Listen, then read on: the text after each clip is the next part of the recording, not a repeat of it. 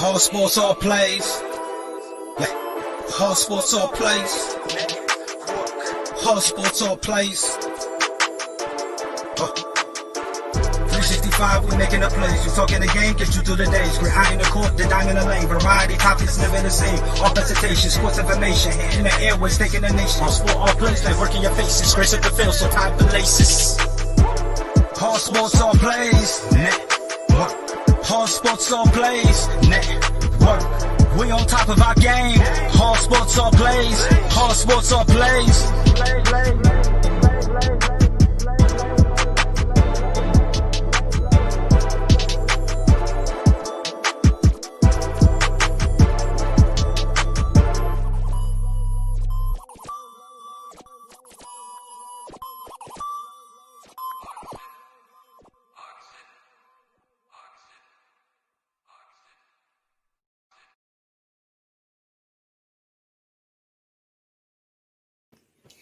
What's up, everybody? Welcome to the post-game recap.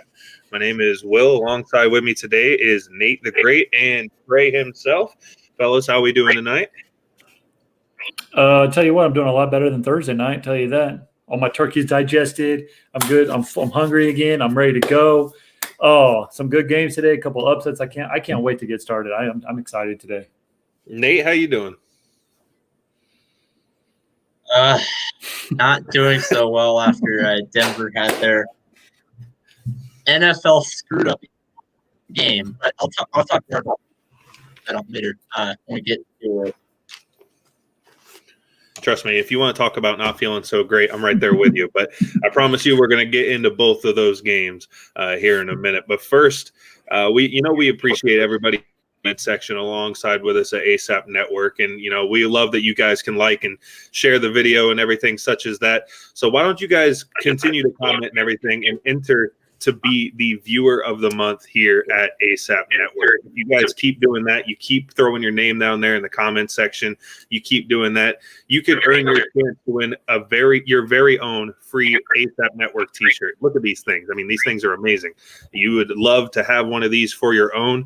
Yes, it's late in the month, but hey, you can keep throwing your name out there, keep doing other things to try to make your way for the viewer of the month.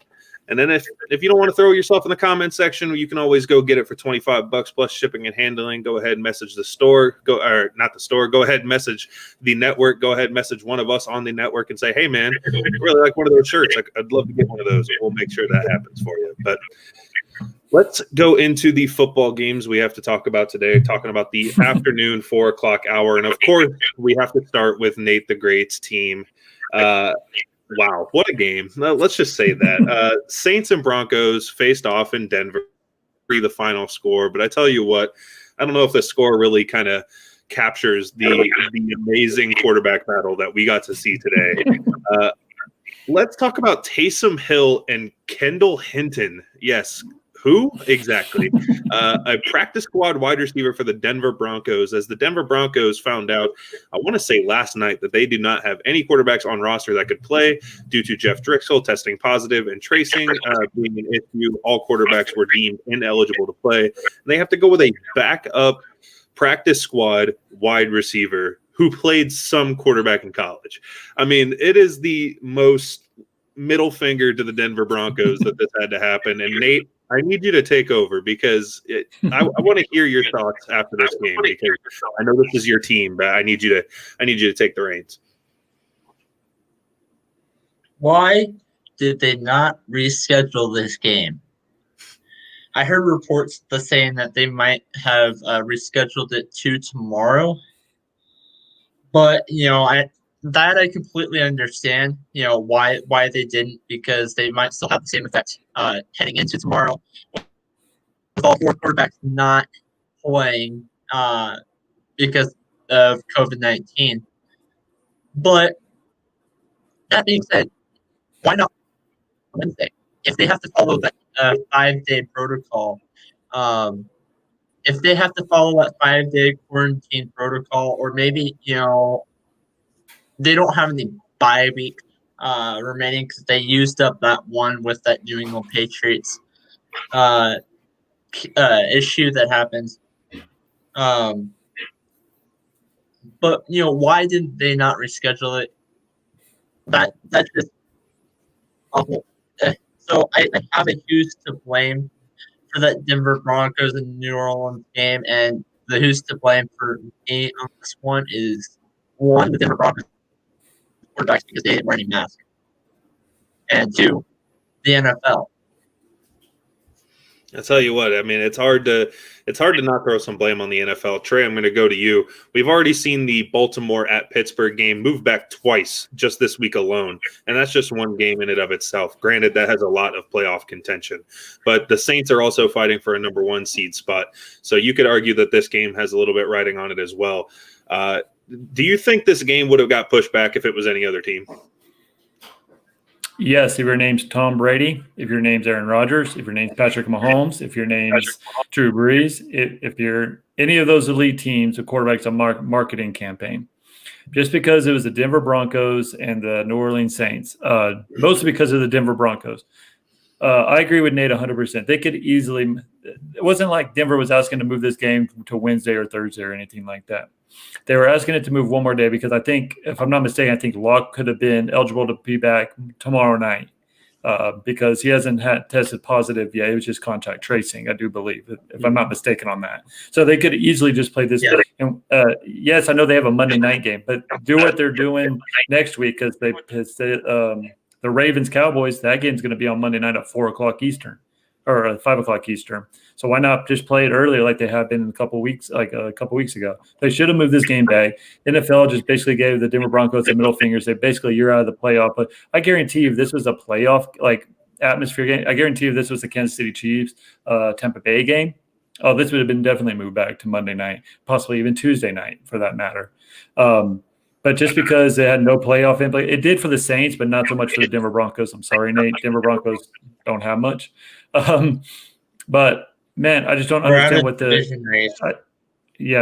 I just don't understand what the NFL's thinking on this. Just because what their explanation was totally stupid. I'm going to say stupid.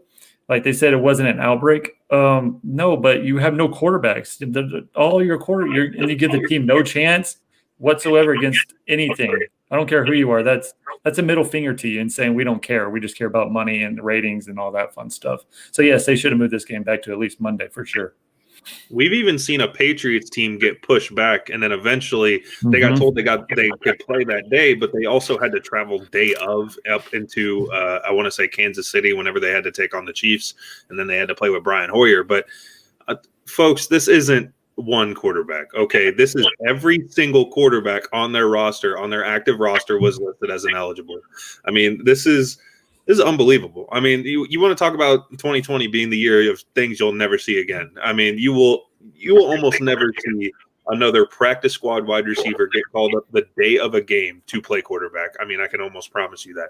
That was utterly embarrassing by the NFL, to be completely honest, because this game should not have happened. This game honestly could have been the first game canceled by the NFL, and I think NFL fans would have been more happy with it. I mean, if anything, you could have pushed it back to early Monday night. You could have pushed it back to Tuesday, similar to the Steelers-Ravens game. I mean, this was absolutely abysmal. This was terrible.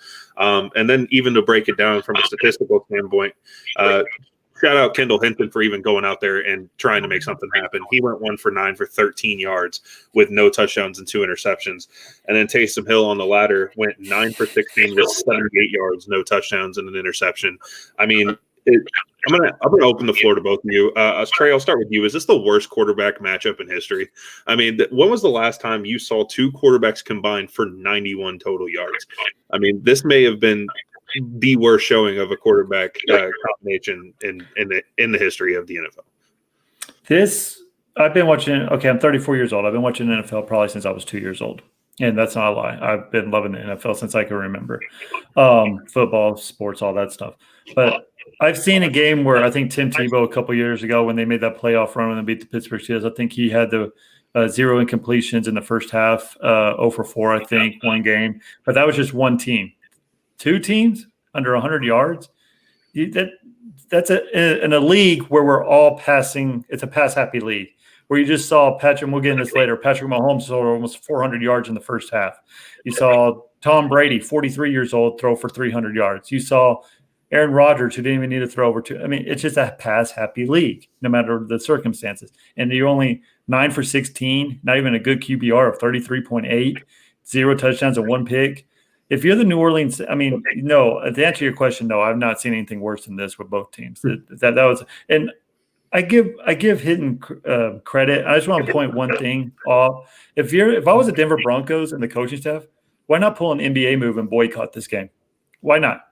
I don't understand, because call the NFL's bluff, because that's what I'm saying is, you're telling me that the NFL is going to lose money because you're putting this. First of all, you're putting Hinton in jeopardy because he's never even taken a snap. He doesn't even know the playbook. He's on the scout team. You're putting Lindsey got hurt because he's running more than what he should have. You talk about you want to be player safety. This was totally against player safety in every stretch of the imagination. But yeah, this was the worst quarterback showing I've seen. And if I'm the New Orleans Saints fan or a coach, I'll start looking at Jameis Winston as your starting quarterback from here on out. Yes, I know you have an easy game, and I know you have a loyalty thing for Tristan. I want to see what you probably want to see what he has. But Jameis Winston's not he was a bad quarterback in Tampa Bay under Bruce Arians. But with Sean Payton at the helms and that offense and the weapons that he has with the running game and everything, Jameis Winston can lead you to promise a better future than what Hill's a better utility player, and he's showing that. Hill is a special gadget guy where you can put him in at tight end, you can put him in special teams, you can put him in a wildcat situation where you have to honor the pass or the run. But Jameis Winston gives you a better opportunity to win this game, better opportunity to win if Drew Brees is hopefully not. He's not out for the rest of the year, but it's kind of sounding like he's in the end of his career. But you need to start thinking, because you're not. Yeah, you might win this division because the Tampa Bay Buccaneers are playing horrible right now. But you're not going to get past the division or a wild card round with Hill at your quarterback, even with a great running game. I'm sorry, but to answer your question, no, this is the worst quarterback game I've ever seen in my life. I think we can all unanimously agree on that. Nate, I'll actually go to you with a question that Trey just brought up. Do you think it's time for Jameis Winston to step in at the helms of quarterback for the Saints? Yes, I do. Jameis Winston also, he definitely wasn't. He wasn't definitely at Hinton's level of bad, terrible quarterback play in that game, but he didn't even throw for over 100 yards in that game, and yet, yeah, they dropped 30 plus points. But he didn't even throw for over 100 yards. And to your previous question about have I ever seen it before? No, I almost said Bills and Jags wild card round a few years back, but Tyrod Taylor threw for over 100 yards in that game, so that's not something. Which is more than both quarterbacks combined. Let me add that again. Yeah, 178 yards. Absolutely horrible. But I know you do. I know we have a game ball for you. I know you're doing the game ball section for tonight, so I want to go to you for the game ball. I think we can probably all agree on who this is, but let's hear who you got. I have the Saints running back Latavius Murray. He rushed for over 100 yards in this game, and he was pretty much the only, bright spot other than the Saints defense being able to stop their run for Denver. Yeah, no, definitely. Latavius Murray, 19 carries, 124 for 2 touchdowns with 6.5 per carry. I mean, actually, according to the NFL app, this is the first win for the Saints against the Denver Broncos since 1994. So there's a little bit of stats. There's a little bit of fun trivia for you. Throw that in at your game. What's that? And third Saints win in against the Denver Broncos in history. Really? There you go. Wow. 9-3. 9 wins for Broncos, 3 wins. I did not know that. I didn't either. Wow, look at the Broncos. That's why you tune into ASAP All Sports All Play Network. We throw out stats like no one else knows, baby. There you go. We got all the stats that even the NFL Network, all your ESPNs, they won't give you. They won't tell you all that. When was the last time you thought the Broncos were 9-3 against the Saints all time? You never thought that, but that's the reality. Welcome to All Sports, All Plays. Moving on to the next game. Luckily, a little bit better of a game. We'll go to the 49ers and the Rams, an NFC West matchup that ended with a field goal by Robbie Gould, a 42-yarder as time expires to win. The 49ers go up 23-20 and sweep the two-game set over the Rams, snapping their 3-game losing streak. The Rams actually dropped their first home game in their brand new stadium. I tell you what, this game, whenever you look at it statistically, was very even. Overall, the 49ers only outgained the Rams by 40 yards. They had 51 more passing yards, but the Rams had 11 more rushing yards. Both teams were absolutely atrocious on third down. The 49ers going 3 for 14, the Rams going 4 for 13. And then both teams had multiple turnovers. The Rams with 4, the 49ers with 3. But the 49ers able to upset, though under tons of injuries so far this year, able to upset the Rams yet again, able to take them down for the second time this season. I'm going to start with you, Nate. What do you think this does to the NFC West picture? It shows how much the NFC West is close this year. We have the last place 49ers, all those injuries on their team. They're probably not going to make the playoffs, but they're going to keep this in close. We have a last 49ers team who has 5 wins, and it's not even close to the end of the season. I think they have the most wins as a last place team in like all of NFL this season.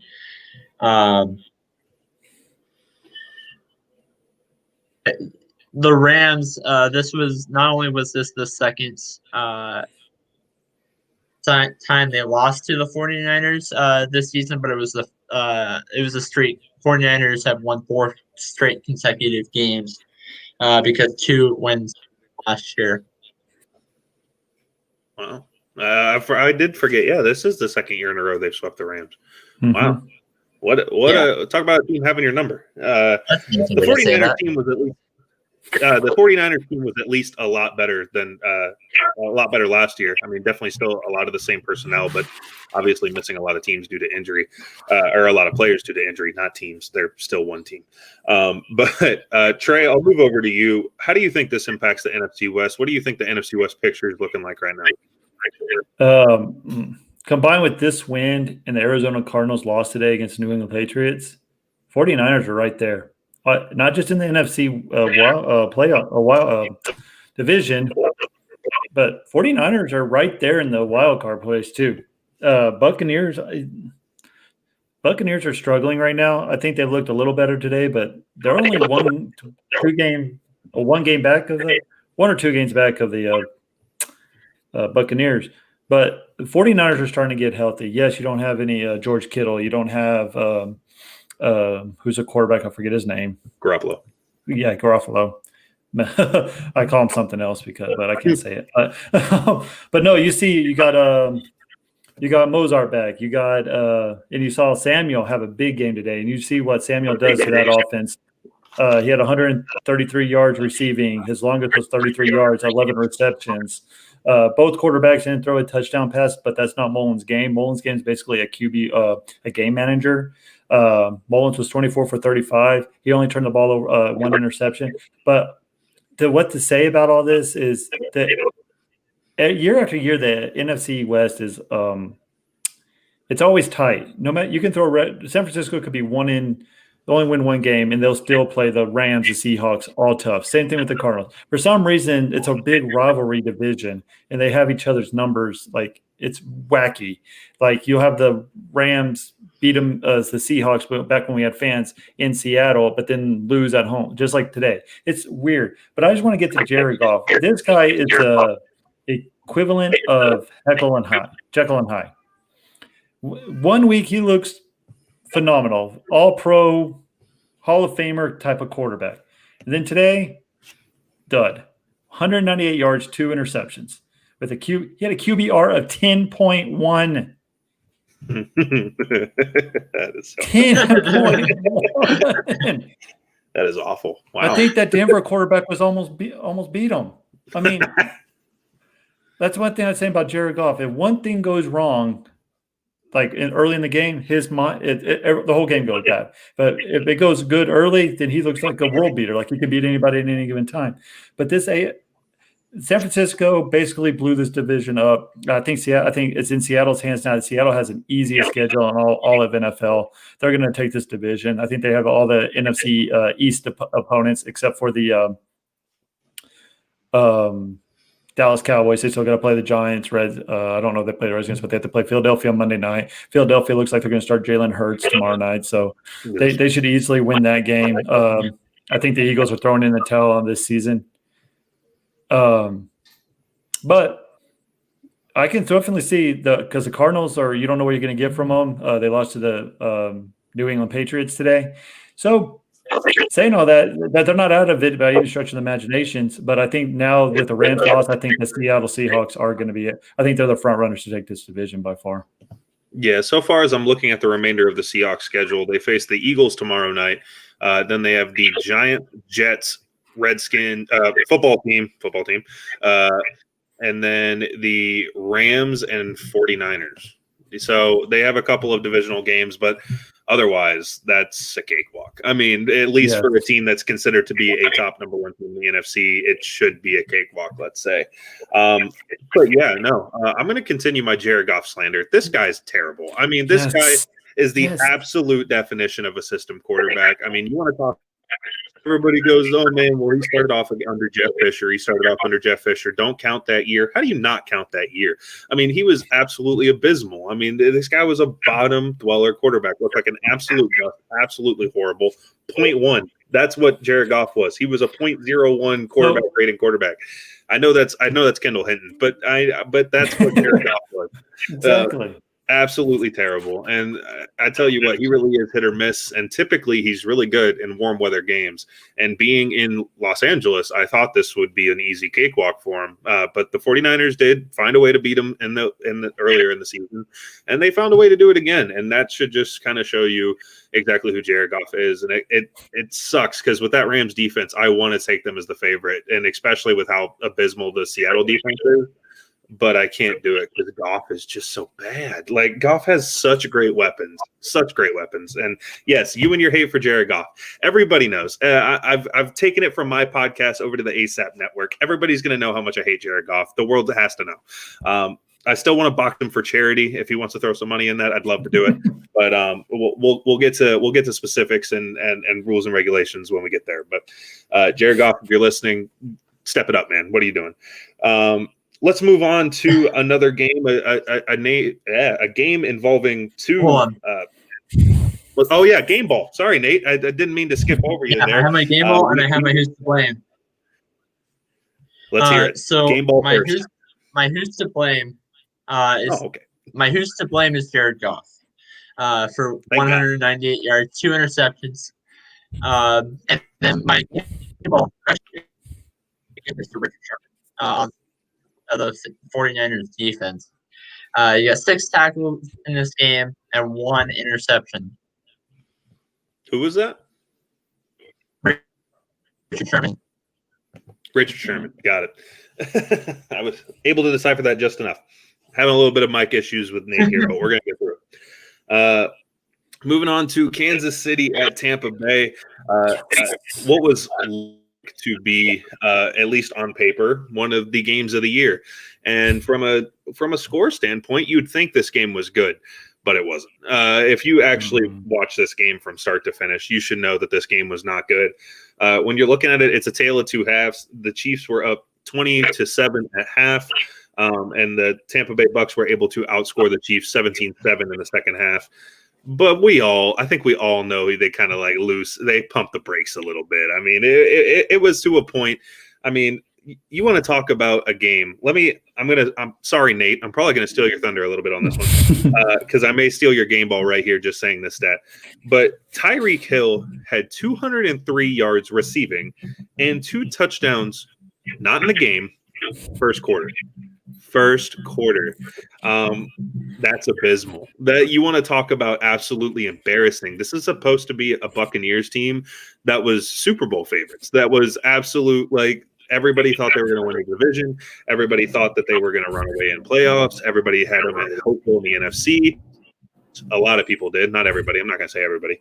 But a lot of people did have very high hopes on this Buccaneers team. And boy, what is it going on with the Tampa Bay Buccaneers? Can we just talk? Let's talk about them for a minute, because we know who the Kansas City Chiefs are. We need to figure out what is going on with Tampa Bay. They've lost 3 of their last 4. They've had a handful of teams there's still a handful of teams in the NFC still fighting for wild cards. And with the Saints pulling away, they don't have the hardest schedule in the world to end out. They look like they could be easy division favorites. This is definitely going to get down to a really awkward spot for Tampa Bay, and they need to figure out. Trey, what do you think exactly is going on with the Tampa Bay Buccaneers? Some blame on Tom Brady. Some blame on the defense, of course. But most of the blame, and you might disagree with me on this, is Bruce Arians. Bruce Arians this is not Tom Brady's offense by any stretch of the imagination. What is Tom Brady? He's a play-action pass kind of quarterback. He needs time in the pocket. Tony Romo said it perfectly today. There's no motion in this offense. You're making Tom Brady read the deal after the ball is snapped. And by that time, you already have him guys rushing in your face and everything like that. This is why Jameis Winston did not do well under Bruce Arians. Yeah, it's a deep ball, all or nothing kind of offense. Throw the ball deep 3 times in a row, interception, pass incomplete, and your defense is – yes, it's all great whenever you throw the ball and it's completed, but that's not Tom Brady's game. And Bruce Arians got to swallow his ego a little bit and basically let him be Tom Brady. Take a page out of Bill Belichick and that offense and see what made Tom Brady what Tom Brady actually is. Running the ball. You saw running the ball. Jones had a great game today, 9 carries for 66 yards. They had to abandon that because they got behind so early in the game. But he had a couple big runs in the first half, and you thought, oh, here we go. And then what do? We start throwing the ball just because they get behind a little bit. And yes, when you get behind the Chiefs, you're going to get behind the Chiefs. You got to start throwing the ball right away, because you saw in the first quarter, Patrick Mahomes can throw almost 300 yards on you in the first quarter. Tyreek Hill, if you play him one-on-one, he can outrun anybody in the world. He's going to put over 200 yards on it easy. That's not even saying Travis Kelce or any of those other things. But the Tampa Bay Buccaneers, they got to get it right. I mean, I still – and I'm tired of hearing this excuse, though there's no training camp, there was no practice. We're 12 weeks in the season. I can understand 4 weeks into it, but we're 12 weeks into this season. I don't care. You need to have continuity by this time. Mike Evans, he's a heck of a receiver, but he's not showing out this year. He's dropping passes left and right. You brought in Antonio Brown. You can tell he wants to be out there. He's trying to do everything he can, but that chemistry isn't there right now. And the only chemistry you can see for the Tampa Bay Buccaneers is Gronk and Tom Brady, because they know each other from Patriots Day. That's the only thing you see.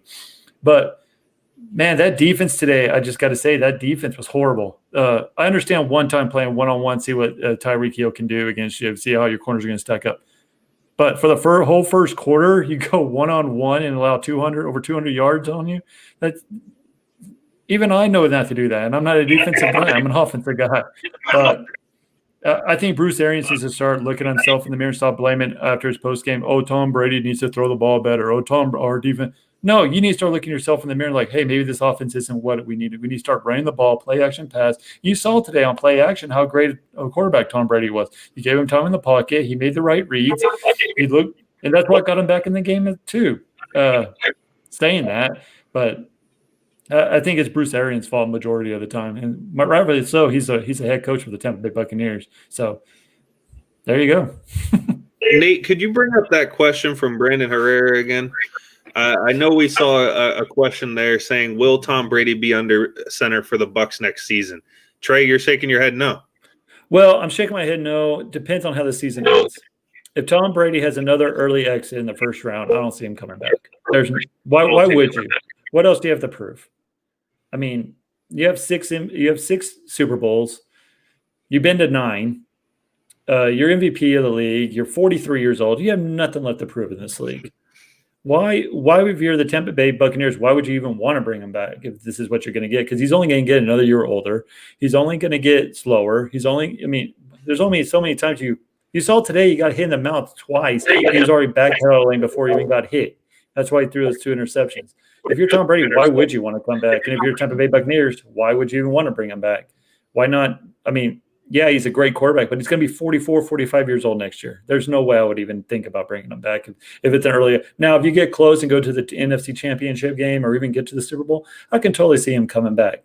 But if it's another first-round exit, I wouldn't bring him back.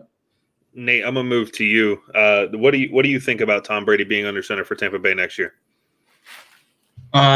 So to answer that question, I can see maybe Brady coming back for one more season. That's only because he said he wants to play until he's 45. And if he plays one more season, that would be his 45, and he would probably retire after that next season. But I do have a different question though. Let's say they fire Bruce Arians this coming off season after watching games like today. Who do you think they would bring in as the Bucs head coach? Well, I'll go first. First off, no way Arians loses his job. No. Unless they somehow find a way to miss the playoffs and then Jason Licht, for some reason, thinks that this is all Bruce Arians' fault. He's not going anywhere. There's a couple of games, at a point to where you'd look at them and you're like, that was absolutely terrible. They need to be more in it than that. But they're going to fire DCs and OCs and everything like that before they fire Bruce. The big name's always Eric Bieniemy this offseason, but I don't think that would work, especially with an old head like Tom Brady. I think it'd have to be somebody that is more established, somebody who's been around the league a little bit more. Maybe somebody like a Chuck Pagano, the defensive coordinator for the Bears. But we'll get to that in a minute. There's just, I don't know, maybe Todd Bowles. There's Todd Bowles is the DC right now for Tampa Bay, I want to say.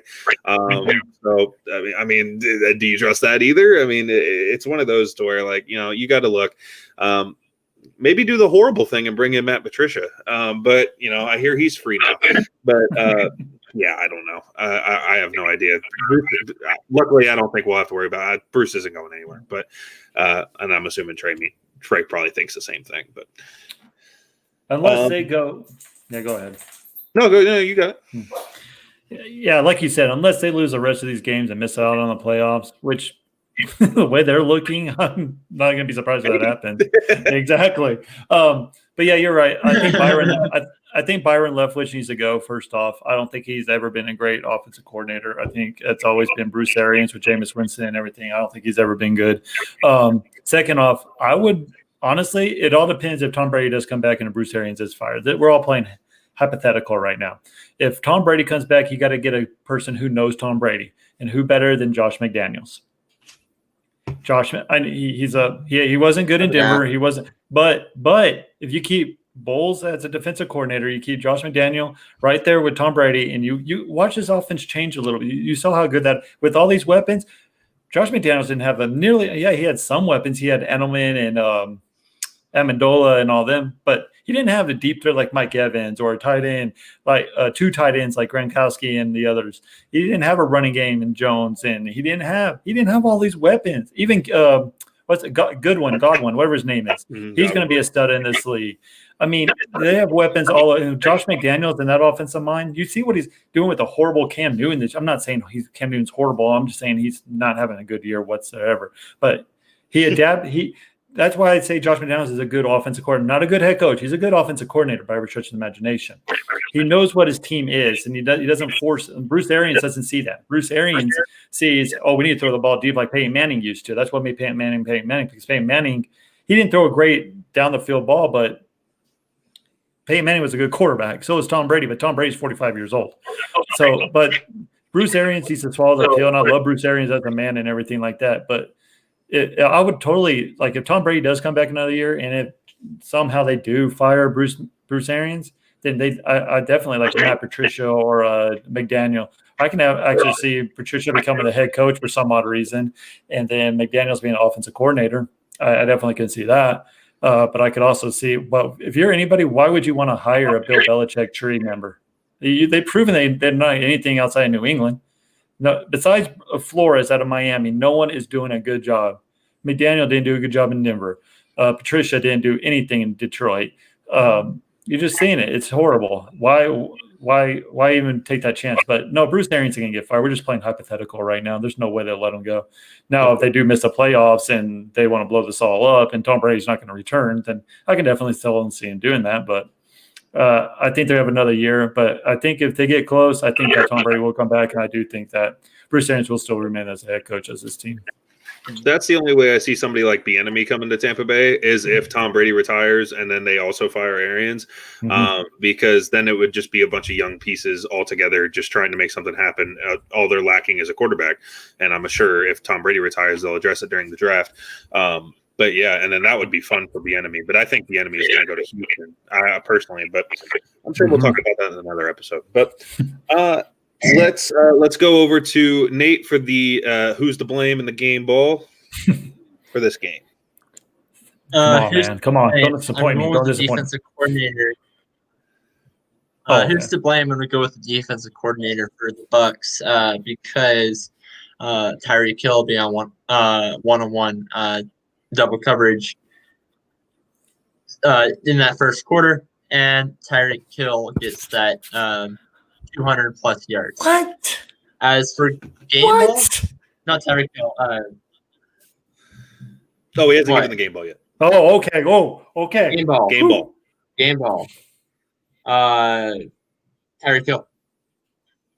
What? Nate, who threw it to him? Who threw it to him? Mahomes, Who gave him the opportunity? Oh my God.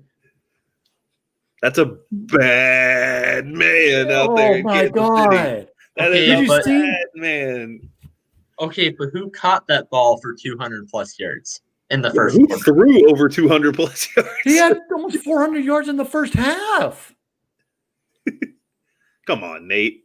Come on, Skip. Just kidding. Actually, you couldn't go wrong with that. I just want to give you a hard time. Yeah, no. I mean, Patrick Mahomes has enough in his trophy case. Give Tyreek Hill this one. But I will say this: Tyreek Hill almost messed up when he was a little too cocky to those fans in Tampa Bay. He said, "I called for help." Well, they almost blew that lead. They did. I think they went 3 and outs right after he said that. I'm just saying, he almost was like your game ball and yeah, right. I'm not giving it to Patrick Mahomes because we've all seen what he can do. Yeah, at this point, we almost expect it. It's kind of sad. But, 13 receptions, 269, 3 touchdowns. I mean, come on, Tyreek Hill. You could go with Mahomes, 37 for 49, 462, and 3 touchdowns. But, I mean, when you catch all 3 touchdowns and you have more than half of the yards that Patrick Mahomes had, why not give it to Tyreek Hill? Why not? And yes, definitely who's to blame for the coordinator. Definitely 100%. Now let's go to a game that makes me want to cry. Let's talk about the Chicago Bears taking on the Green Bay Packers on Sunday Night Football. And do not let the 25 points that the Chicago Bears ended with fool you. This was an absolute slaughter. This was absolutely embarrassing as a Bears fan. I'm sure Mess Around on the network will also agree. This was absolutely terrible. 41-25, as mentioned, the final score in favor of Green Bay. The Bears allowed the most points in a game since 2016, back in Week 16 against the Washington football team. Trubisky tied a career high in takeaways with 3. The Bears could not get anything going on defense. They didn't have any sacks. And the Bears have dropped their 5th straight game. Terrible. All of a sudden, we are seeing what the Bears are. But let's talk about some positives, at least on the Green Bay side. Aaron Rodgers surpassed 50,000 career passing yards, became the 11th quarterback in NFL history to do that. Second fastest in NFL history to do that, only behind Big Ben. And then the Packers go and improve to 8-3, with second place in that division being tied between Chicago and Minnesota at 5-6. Basically a lock for that division at this point. The Green Bay Packers were absolutely amazing on all ends of the ball today. Nate, I'll start with you. Is this the Green Bay team that we think we're seeing? We've seen a couple of games in which the defense doesn't show up, or maybe the offense doesn't. Oh, I shouldn't say the offense. The offense has the most points in the NFL. But, this is their sixth of – I want to say this is their sixth time all season going over 30 points. If it wasn't their sixth, it's their eighth. I mean, it's absolutely nuts, the amount of production that's coming out of this offense. But do you think this is the Green Bay team that we're actually going to see whenever they're locked down on both sides of the ball? Or do you think this was just more or so the Bears' shortcomings in this game? I think it was more of Bears' shortcomings because you have guys like Khalil Mack and you have guys like Eddie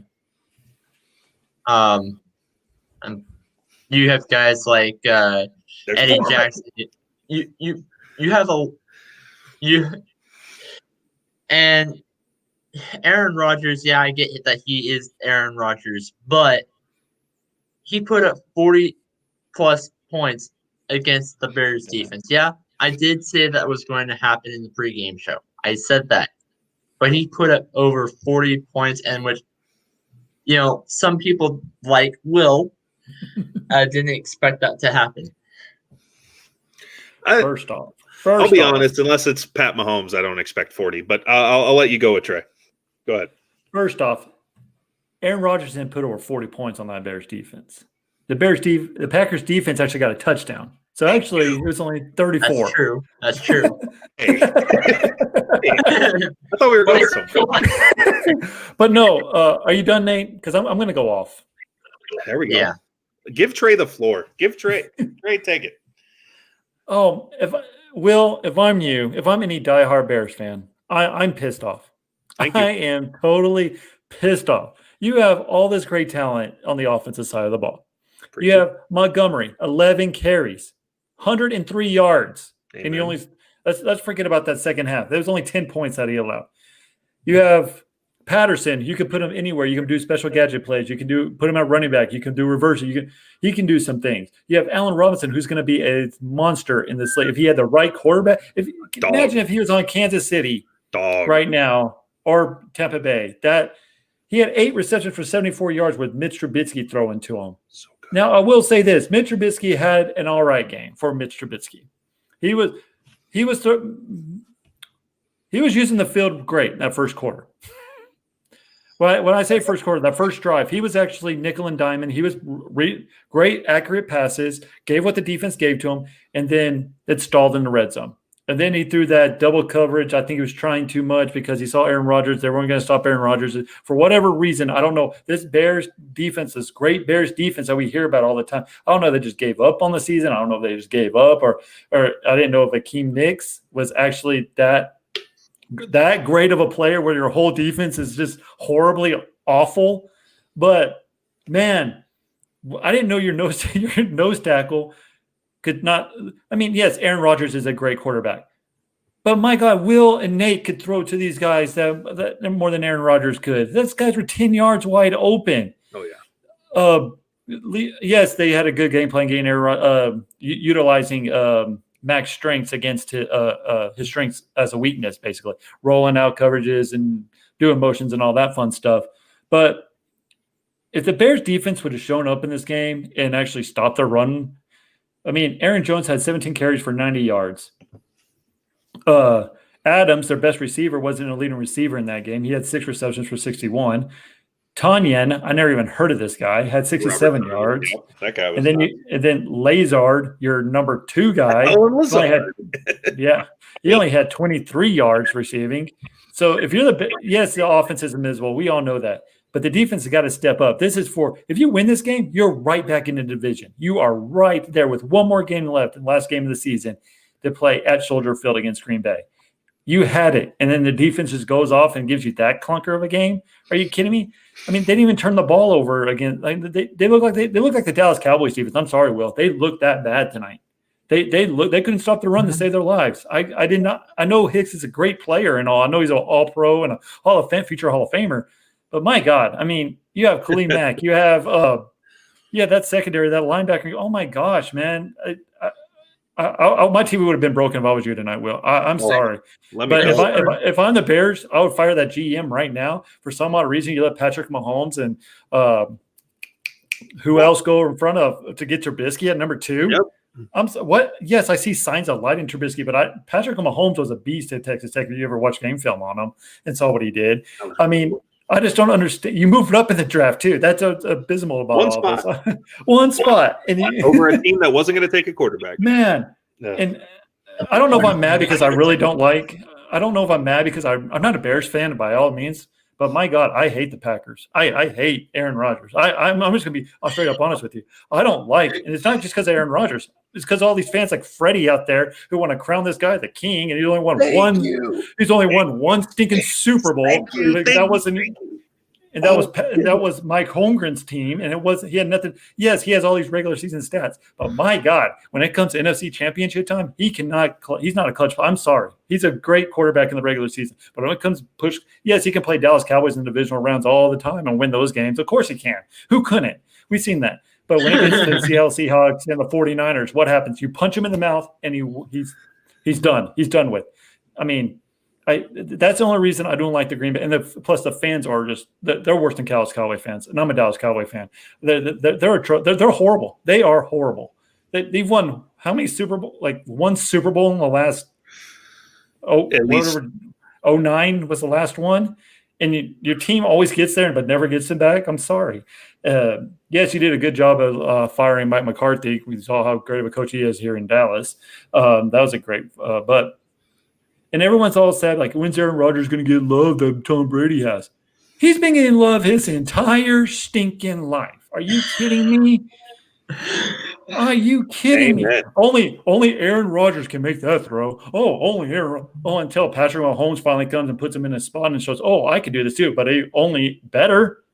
I'm sorry. And now you want to cry foul? No, don't give me that. Aaron Rodgers is 37 years old. Yes, I would have drafted a quarterback too to fire. He had a horrible season last year by every stretch of the imagination. Yes, he got injured and everything, but he still had a horrible season last year. I don't care what you say for Aaron Rodgers' standpoint. But you can't tell me getting love in the first round and lit a fire underneath his belt and get him back to where he is right now.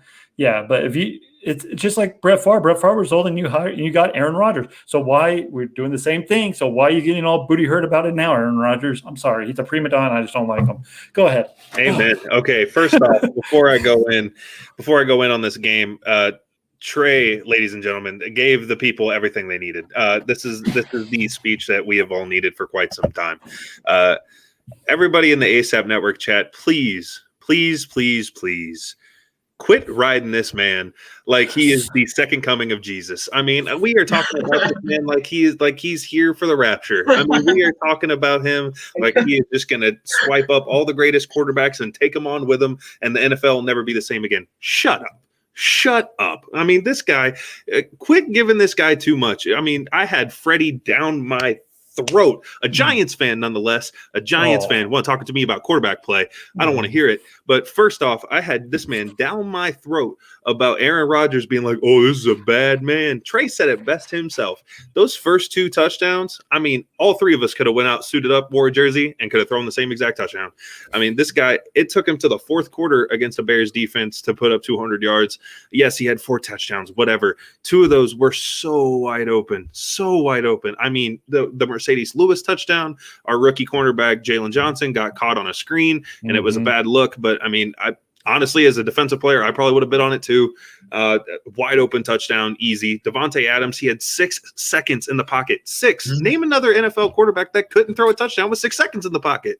I mean, absolutely terrible. You want to talk about when's Aaron Rodgers going to get his credit? Trey said it best. The man's had his credit his whole life. You guys act like we don't talk about Aaron Rodgers being a bad man, being a great quarterback, being a Hall of Famer. I mean, they talk about him being in the GOAT conversation, which is a stupid conversation anyway. The GOAT conversation is so dumb. Kill the GOAT conversation. But they talk about it anyway. You can't tell me a guy who's being considered one of the greatest of all time isn't getting love. Okay, they talk about him being the greatest quarterback of all time. I'm done. Absolutely terrible. But when it comes to the Bears side of the ball, I mean, I've said it enough on my own podcast. I've said it enough on ASAP Network. They're bad. It's time to burn it down. At this point, we have such a great defense, and the one weapon that we have on offense, the one amazing weapon is going to be Allen Robinson. The man's been making terrible quarterbacks look like Aaron Rodgers his whole career. But I mean, we're not going to re-sign him. I mean, the GM keeps pushing it off, and this is the best wide receiver we've had since the Jeffrey Marshall duo, and we're not doing anything about it, and it's just embarrassing. It's embarrassing as a Bears fan all the way around. Nothing about this gave me hope about the future. Nothing about this gave me hope about the present season. It's just not going good. So, Nate, I'll turn it over to you. I need the who's to blame in the game ball for this game. All right, so who's to blame? I'm going to go with the Bears defense. You said it yourself. There were two touchdown passes, but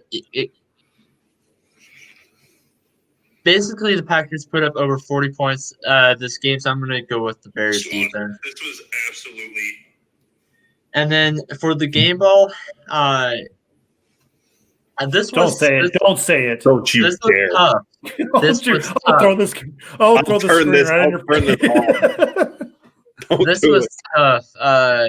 So you had Alan Lazard, who caught a touchdown pass. Mercedes Lewis, who caught a touchdown pass. Devontae Adams caught a touchdown pass.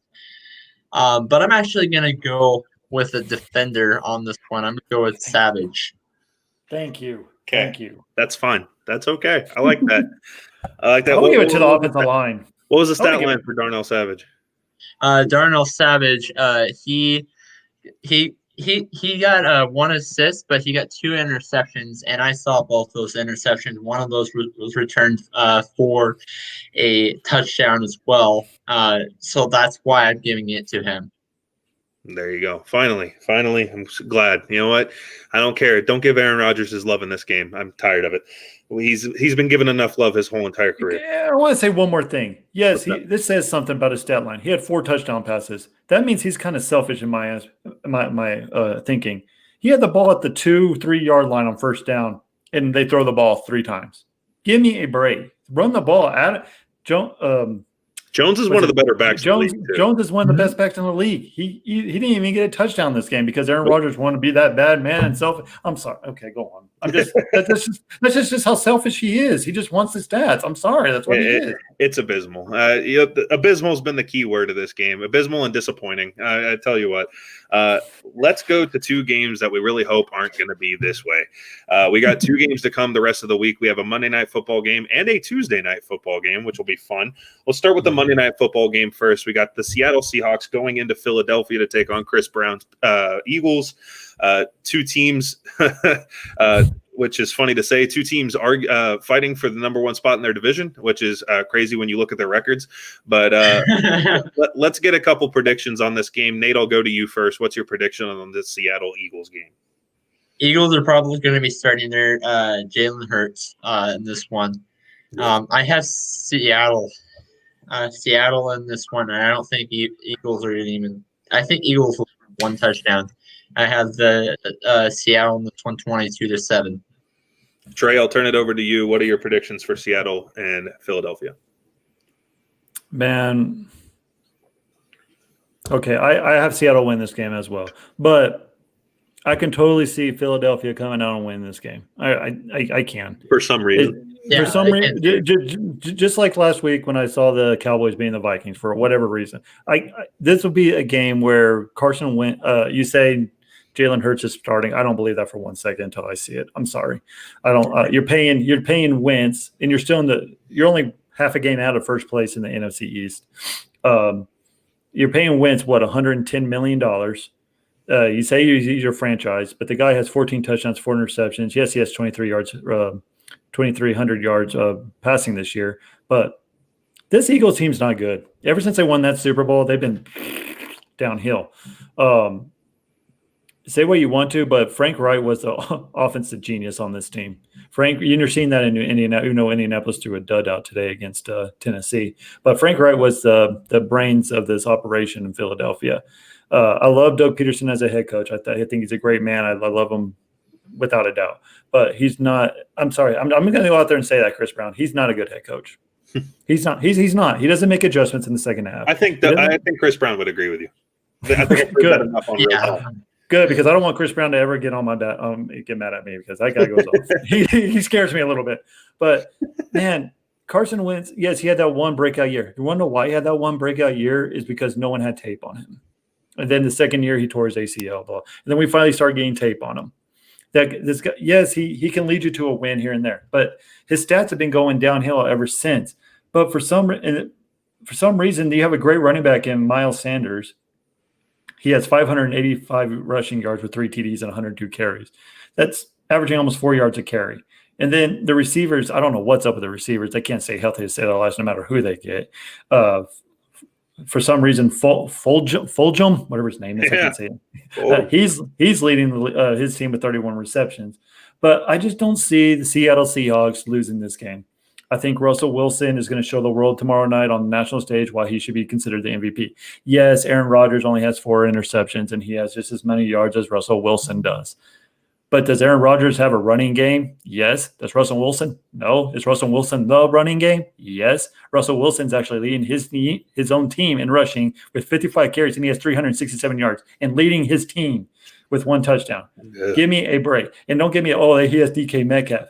Russell Wilson made DK Metcalf with his deep ball and made him who he is. Yes, DK Metcalf is a beast, and he's a stud, and he's everything. But his rookie year, Russell Wilson kind of made him what he is. I mean, he started off this thing. And then you have Lockett as well. But for Russell Wilson not to get 1 MVP vote through his whole career is abysmal to me.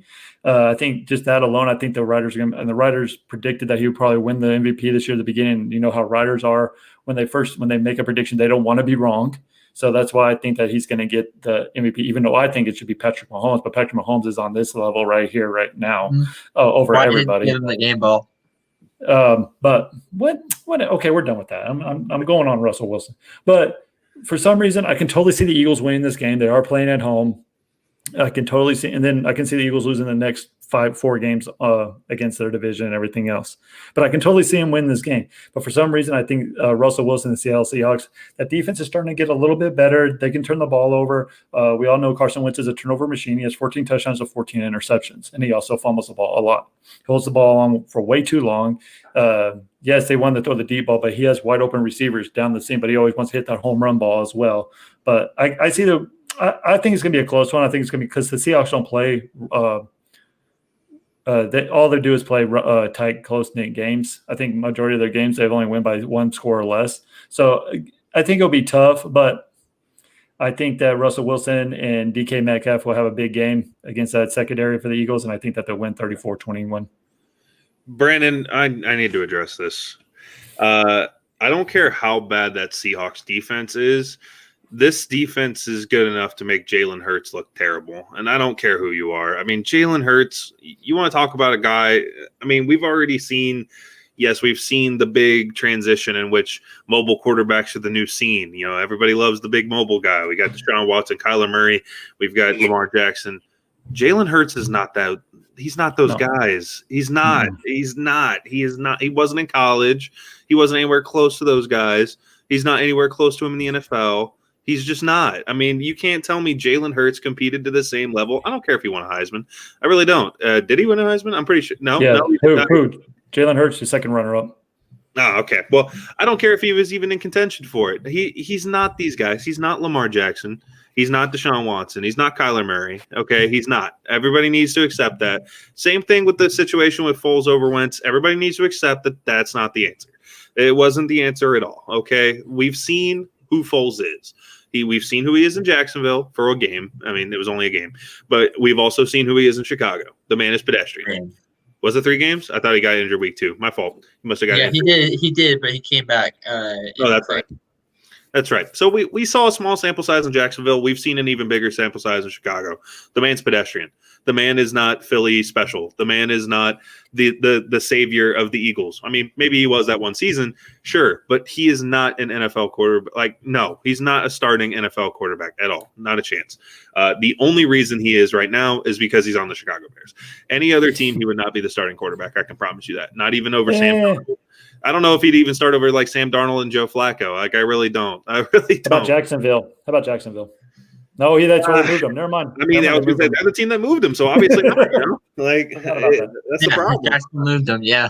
I mean, right now with no Garner, then yeah, but like he would obviously start because he'd be the backup. I mean, he'd be a starter right now in Denver, but like he'd be a starter right now in Denver. So it's one of those situations where like Wentz, unfortunately, Wentz is your best option. No, I shouldn't say unfortunately. The man is struggling right now. I mean, the man is having a tough season.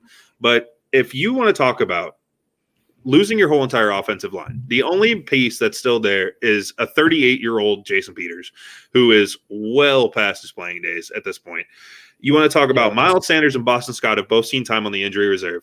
You've seen every single wide receiver to ever step foot on the field wearing an Eagles jersey has found their way onto the injury reserve at some point. I mean, when you lose your entire offensive line, your entire wide receiver core, and two of your running backs, name a quarterback that's going to succeed in that situation. I mean, I think we need to cut Carson Wentz some slack this season alone. I think just this season alone, I know you're giving me the eye roll, whatever. No. They need to cut him some slack. The man is in facing a situation in which no other NFL quarterback is facing right now. No other NFL quarterback is missing his entire offensive line, all of his wide receivers, and at a point missed both of his running backs. None of them. Like, you literally cannot tell me another quarterback doing that right now. Yeah, okay, whatever. Andy Dalton's missing 4 of his 5 offensive linemen, but he still has Zeke. He still has Amari Cooper. He still has CeeDee Lamb. He still has Michael Gallup. I don't hear it. Like, other than that, there's no other quarterback facing the situation that Carson Wentz is facing right now. Sure, it'd be better to do it better than 14-14 when it comes to touchdown interceptions, but there's quarterbacks starting right now that nobody is saying anything worse than they are about Carson Wentz, who are performing worse than Carson Wentz. And people still think that, he's all this, he's all that, whatever. They're just saying he's an absolute abomination to the Phillies franchise or the Eagles franchise. And it's just absolute, like, it's dumb. Why are you sitting here just saying this? At least that's my opinion. That's my take on the situation. Well, those quarterbacks you're mentioning that are having worse years, they're also not getting paid $110 million guaranteed. You're not wrong. You're definitely not wrong. I mean, so that comes with blame. blame. But it's not just this year. It's not just this year. He had a horrible year last year, too. He was a turnover machine last year. The only reason they won that division is because the Dallas go. Not the year that the Eagles won the Super Bowl. I'm talking about the year after that.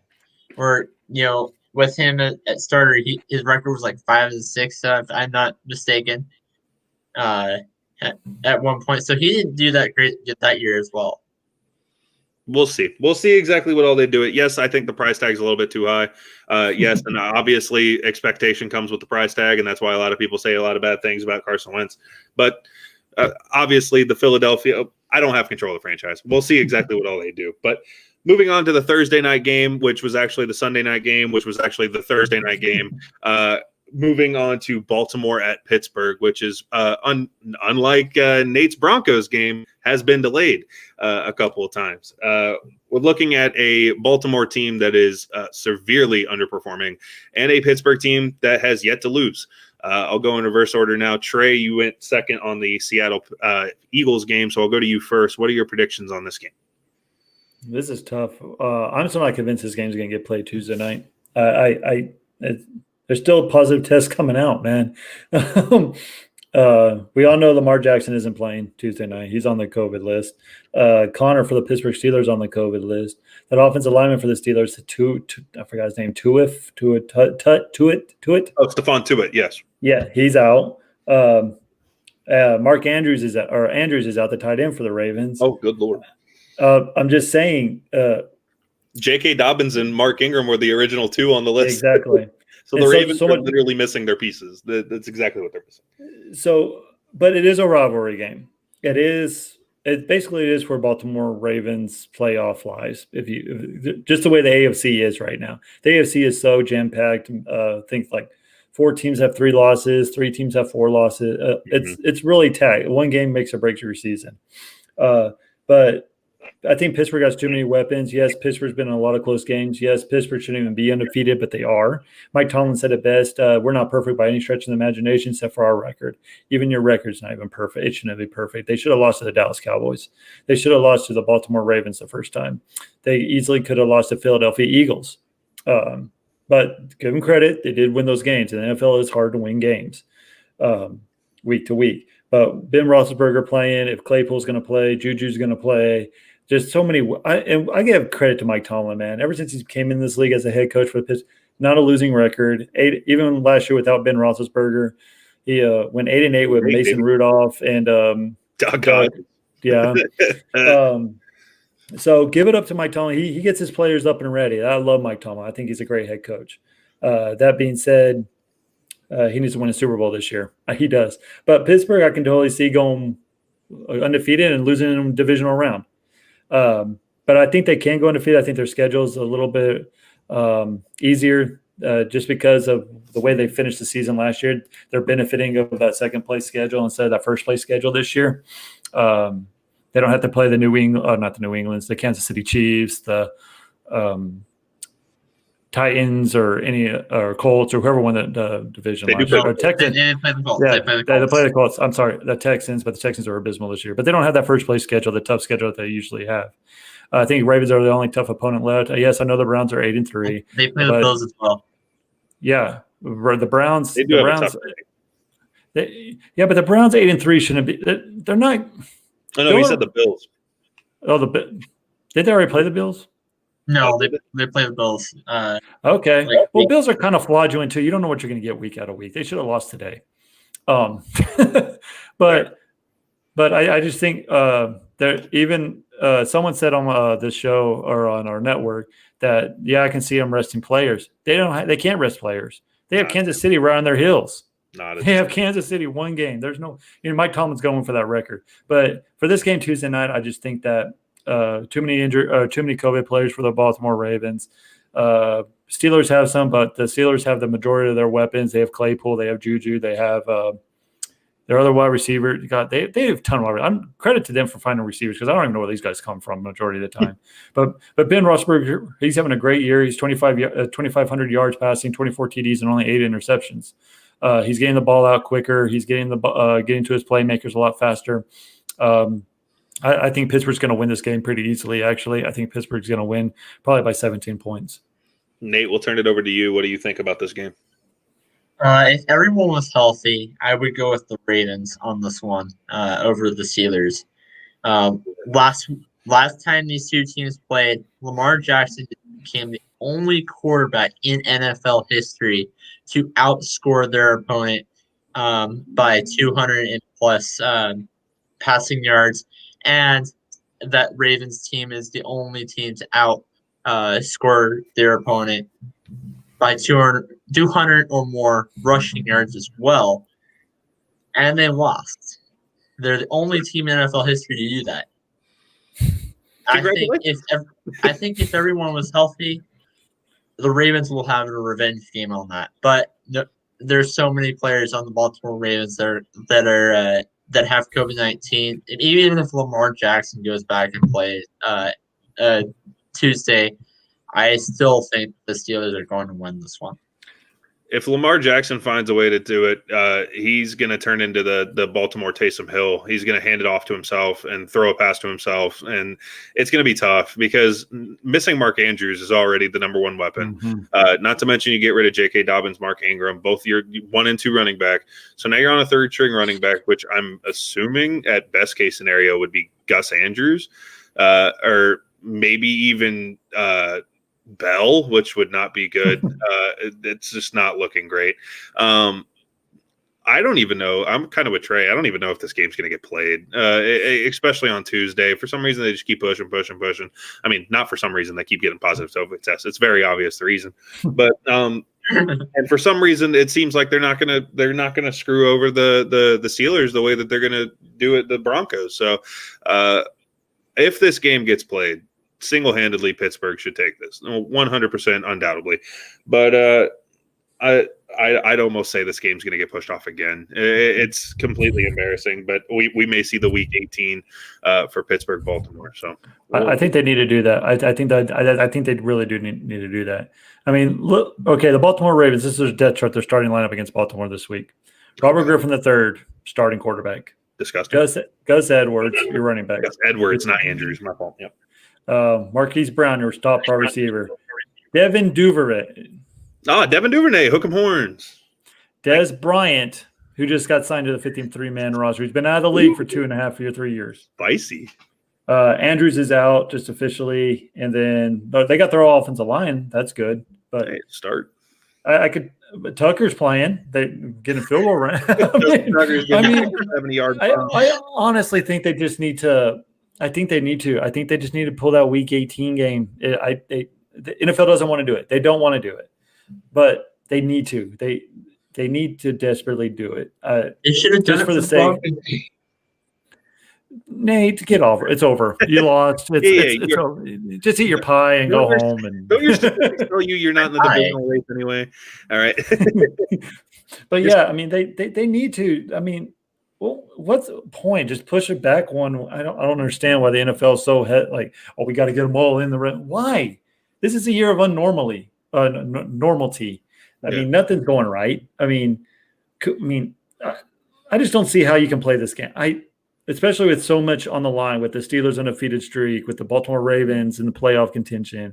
It's just too much to everyone getting COVID. Every single Baltimore Raven fan is going to look at this and be like, if they lose and miss the playoffs, let's say hypothetically, they're going to go, oh, well, one game we played without our running backs and our quarterback and everything like that.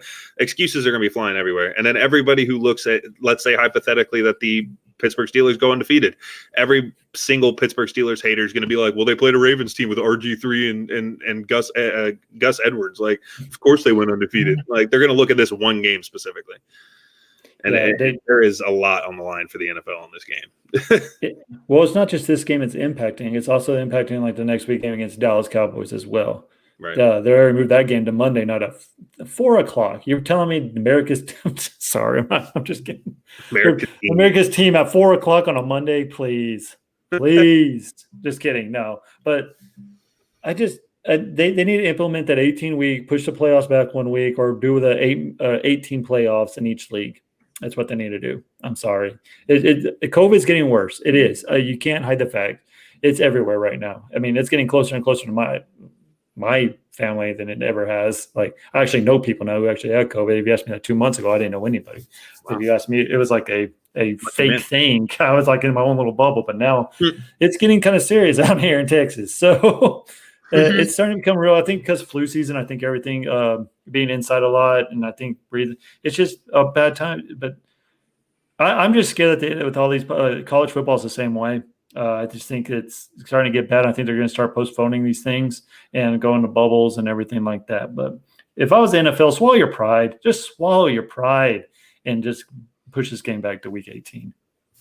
We'll see if Roger Goodell, for the first time in his life, could swallow his pride. We'll see exactly what happens. Yeah, no, why would we expect that? Expect that game on Tuesday. Yeah. I don't care if you're playing the stinking water boys. You're going to play. He said, "You guys got enough. You guys got 53 men in here. We could throw them. But give Harbaugh a jersey. Throw him out there. Yeah.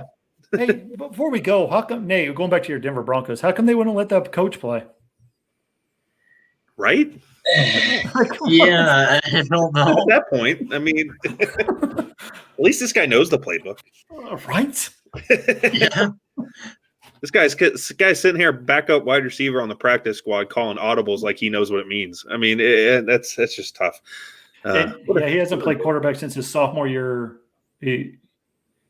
Wake Forest, he walked on as a quarterback. Didn't get the starting move to receivers. Oh, terrible. Absolutely terrible. Good job, NFL. Winners and losers of the week. ASAP Network's the winner, but the loser of the week is the NFL.